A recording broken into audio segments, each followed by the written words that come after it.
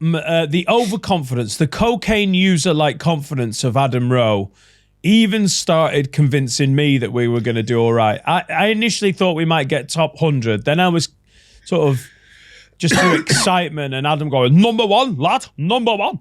And then I was like, top 30, top 25. When we were recording, I was like, top 25.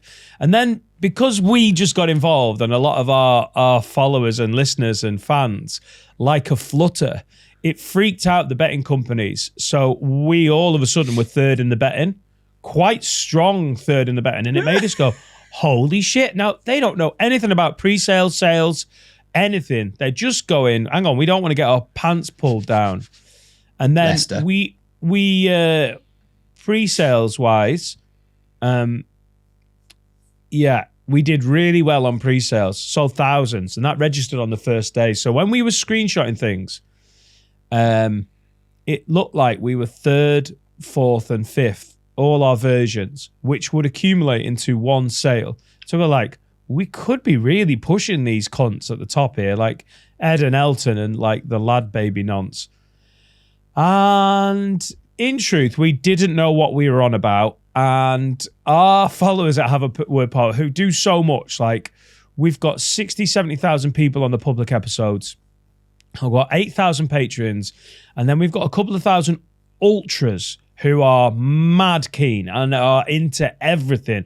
And they're the ones who make it almost impossible for anyone else to see a live show because they buy the tickets as they're released. So they mobilized and bought all the versions, and it isn't enough if just the 2,000 ultras bother. Because I know what it's like with podcasts. You can be very passive.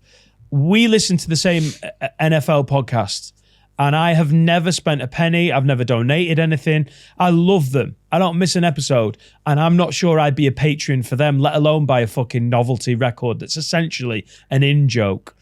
And although it was loads of fun, and I'm so glad we recorded that in the studio, and Finn got to hear his song played at Anfield, and you helped us out, and there was 3 versions, and we thought we were playing the game, you realise that because streams is such a big part of music now in the top 40, we were dead in the water and we didn't even know it. So when that week was over, we had sold the 4th amount of records.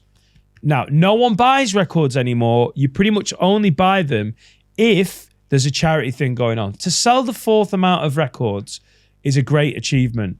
But Mariah Carey and Wham were in the top 5. Yeah. And they didn't sell one record. But if something is streamed 1 million times, it registers as 10,000 sales. So with their several million playlists, Christmas playlists, wanky Christmas Alexa shouts, they absolutely trounced us, and it just that filtered back through the top 100. So we finished out of the top 100. Funny experience. We raised several £1,000s for charity, and I don't want to do it again.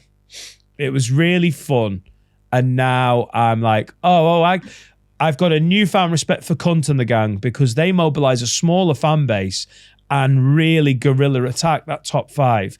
They use every means possible. They repeat stream on Spotify. They play the game. And like Finn was basically like, I don't want to get thrown out of the charts, so we won't do that. And you're like, we definitely should have done that. So interesting and a learning experience. Thank you for your help, mate.